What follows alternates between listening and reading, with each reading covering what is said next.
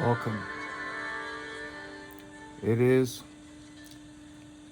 late Monday night. Now it's Tuesday, the 2nd of March, 2021. We're going to take off in a different direction tonight.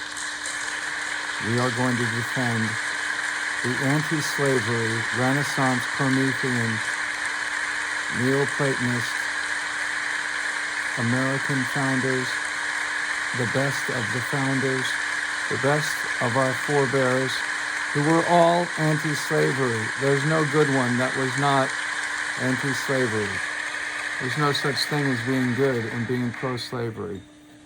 It's a contradiction in terms. This music is Brahms' Double Concerto.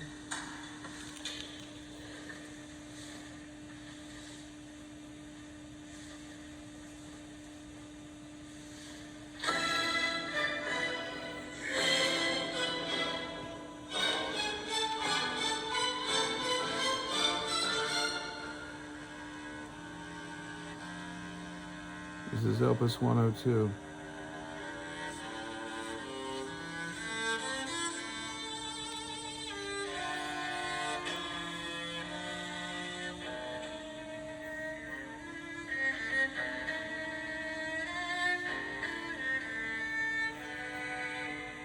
Okay. I'm reading, much to your surprise, some of you, from Lyndon LaRouche's Executive Intelligence Reviews, I think leading essayist Robert Ingraham, between Anton Chaikin, Antonchaitkin, and Robert Ingraham. You have the best of the brain trust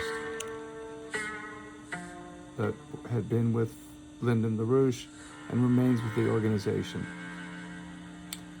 The title of this article, Hail Columbia, Happy Land. I will provide links in the notes. A contribution to an ongoing discussion by Robert Ingraham, Hail Columbia, Happy Land, part 1 of 2 parts, October 13th. This is from a prior edition of Executive Intelligence Review from about 3 years ago. The argument in this paper is straightforward. The United States was created amidst great sacrifice and suffering to free the inhabitants of the American colonies from oligarchical rule, to create a new nation conceived in a notion of liberty that flows from the divine creative potential which exists within every human being. That mission is what defines the American Revolution.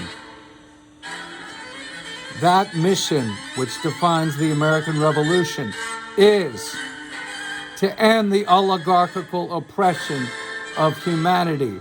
And it is a mission which was intended ultimately for all of mankind. That revolution proclaimed the overthrow of human slavery in all its forms, a liberation of the new citizenry for the purpose of securing the blessings of liberty to ourselves and our posterity. Certain individuals are irreplaceable. Their deaths are often turning points in history because no one else can provide the vision and the leadership to continue what they began. Such was the case when Franklin Roosevelt was replaced by the small man, Harry S. Truman. A great change in the direction and morality of America took place, as if overnight. A far greater catastrophe struck America with the murder of Alexander Hamilton, the man on the $10 bill, Thomas Jefferson's rival, who was murdered by Thomas Jefferson's vice president, Aaron Burr, who went on to England to smoke opium with British intelligence agent Jeremy Bentham, the philosopher who defended pederasty and usury, and denied God and promoted the notion that if it's useful for the greatest good, then that's all it is. Then it is good. Whatever provides the most good for the greatest number is good. And that's all you get. He doesn't go into universal morality because he doesn't believe in it. He believes in the devil of this world. That's who Aaron Burr went to meet. He got away with murder. He murdered the leading anti-slavery founder who had convinced George Washington, against the wishes of Martha Washington's pro-slavery family that had the largest number of slaves of any family in the colonies, to free Martha's and George's slaves upon her death, in a secret provision of George Washington's will, most likely convinced by Alexander Hamilton and the abolitionist grouping around him that included the author of the preamble to the U.S. Constitution, Ambassador to France Gouverneur Morris, Gouverneur Morris, who owned 7,000 acres of land in the Bronx, had farms, was one of the wealthier of the founders, and sat at the convention in Philadelphia insisting there can be no compromise with the slave power, that it has to be. If we are using the Declaration of Independence and its ideals, it has to be. The Constitution has to be anti-slavery. This is what this article by Robert Ingraham is saying. The revolution proclaimed, the American Revolution proclaimed the overthrow of human slavery in all its forms, a liberation of the new citizenry for the purpose of securing the blessings of liberty to ourselves and our posterity. So certain are indispensable. Hamilton's vision was buried by Jefferson, Madison, and Monroe, all pro-slavery presidents unwilling to stand up to the slave power. Smaller, less courageous individuals took command of the nation's destiny. In the course of this, the political parties abandoned the intention to rid America of human slavery, or worse. These parties and their leaders took on the role of the oppressor. After the assassination of Alexander Hamilton and the gradual passing of the Revolutionary War generation, the fight to defend this mission, defend the soul of America, was taken up and led by what one might call, for want of a better term, the black abolitionists.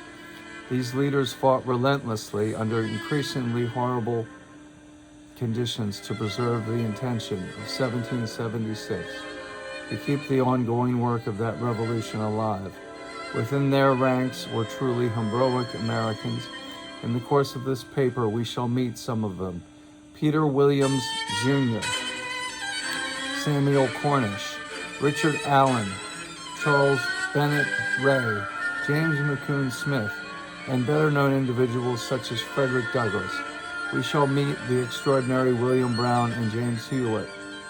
On several past occasions, Lyndon LaRouche stated that during the 1960s, in a controversial position, LaRouche said, Martin Luther King was the person most qualified to be president of the United States.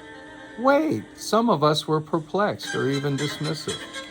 A typical response, yes, but he was the martyr and a great leader, civil rights, but president. What were his qualifications? On foreign policy, national security concerns, economic policy, banking policy, science policy, military affairs. Yet LaRouche was firm in his assessment. What you are being asked to do here is to rethink what you think you know about American history.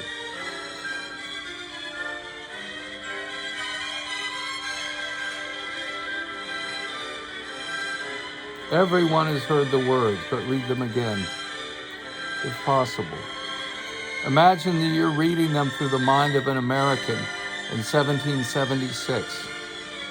We hold these truths to be self-evident, that all men are created equal, that they are endowed by their Creator with certain inalienable rights, that among these are life, liberty, and pursuit of happiness.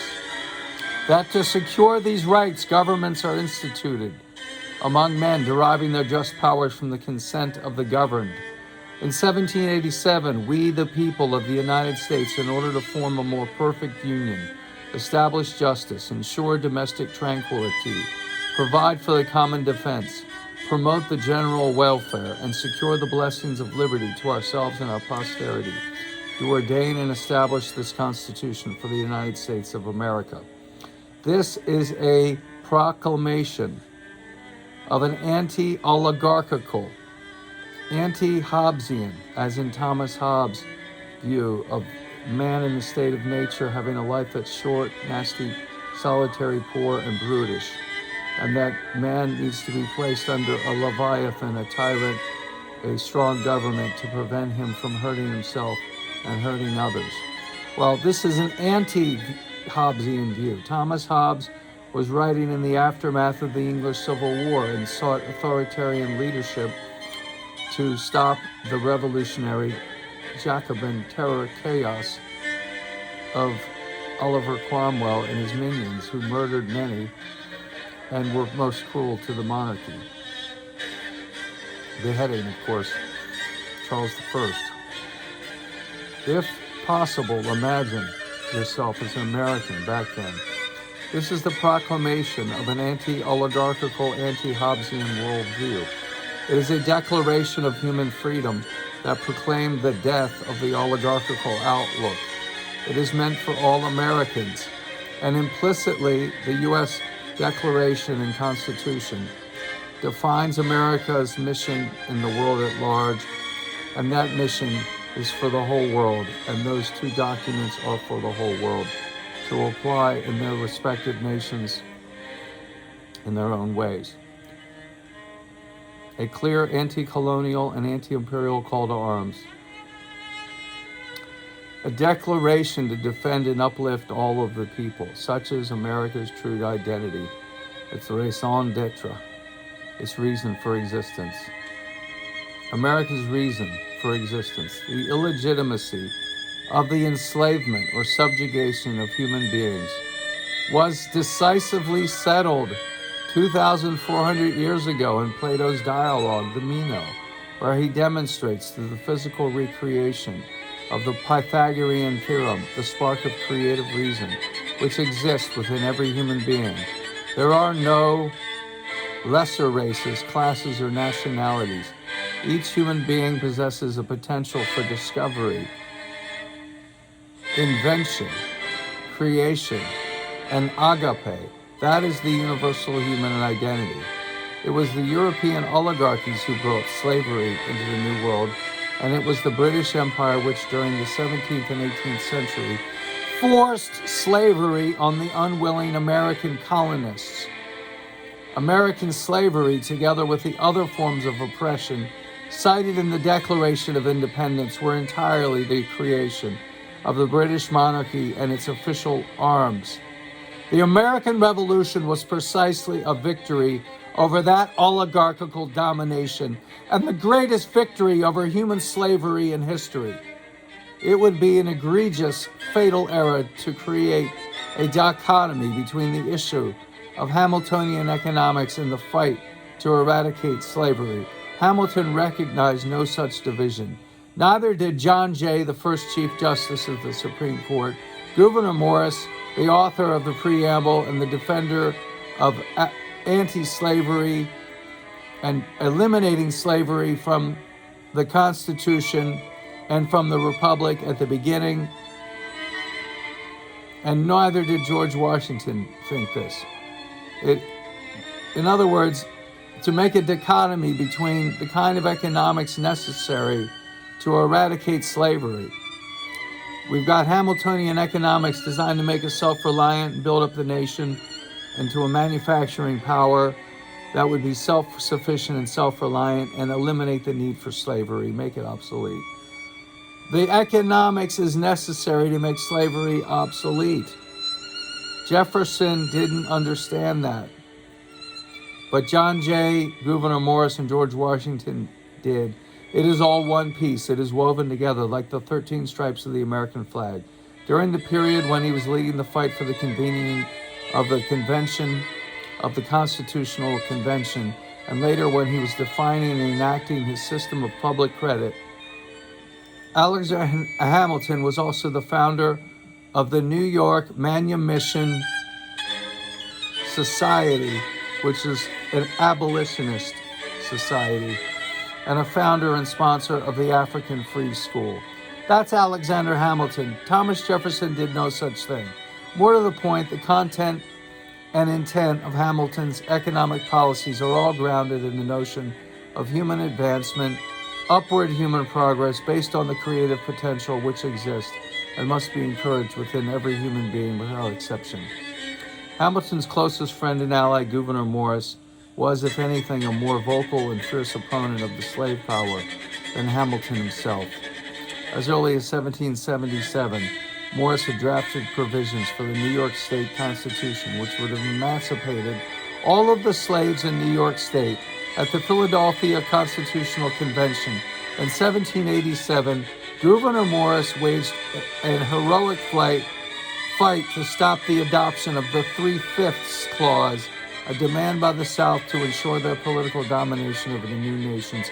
For the new nation. For 29 days, from July 11th to August 8th, Morris repeatedly raised the issue and battled for its rejection. 2 weeks later, between August 21st and the 28th of August, during the debate over the slave trade, it was Morris who demanded an immediate ban on trafficking. A speech in the convention, 8 August, he stated, "The admission of slaves into the representation, when fairly explained, comes to this, that the inhabitant of Georgia and South Carolina who goes to the coast of Africa and in defiance of the most sacred laws of humanity tears away his fellow creatures from their dearest connections and damns them to the most cruel bondages shall have more votes in a government instituted for the protection of the rights of mankind than the citizen of Pennsylvania or New Jersey who views with laudable horror so nefarious a practice." Domestic slavery is the most prominent feature in the aristocratic continents of the proposed Constitution. The vassalage of the poor has been the favorite offspring of aristocracy. Slavery is a nefarious institution, the curse of heaven on the states where it prevails. Gouverneur Morris refused to agree to any of the compromises pertaining to slavery at the convention. He was simply outvoted. We'll stop there. Praise ye the Lord. Praise all ye servants of the Lord. Praise the name of the Lord. Praise ye the Lord. Praise all ye servants of the Lord. Praise the name and the grace of the Lord. I will praise thee, O Lord, with my whole heart. I will be glad and rejoice in thee. I will sing praises to thy name, O thou most high. I will praise thee, O Lord, with my whole heart. I will shew forth all thy marvelous works. I will be glad and rejoice in thee. I will sing praises to thy name, O thou most high.